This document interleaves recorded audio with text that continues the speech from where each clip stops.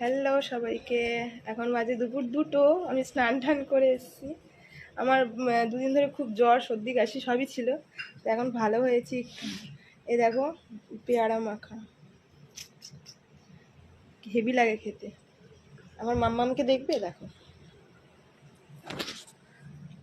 এই আমার মাম্মামের জল এসছে না মা, আমার একই গেল কন্ট্রোল হচ্ছে। আমার মেয়েটার আবার এখন জ্বর এসছে জানো, কি যে শুরু হয়েছে।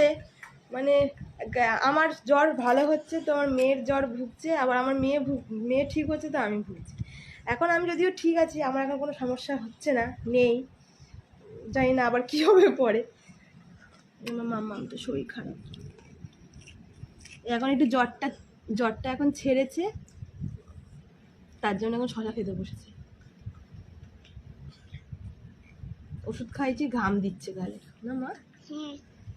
এই বাবা কি ঘেমে গেছে গো, প্রচুর ঘামছে, ঘামটা মুছাতে হবে। দেখ আমার মা সব খেয়ে নিল, দাও পেয়ারা মাখাটা, হেভি লাগে পেয়ারা মাখা।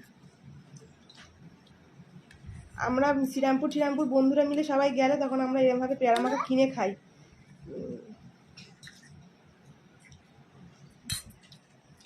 Heavy taste.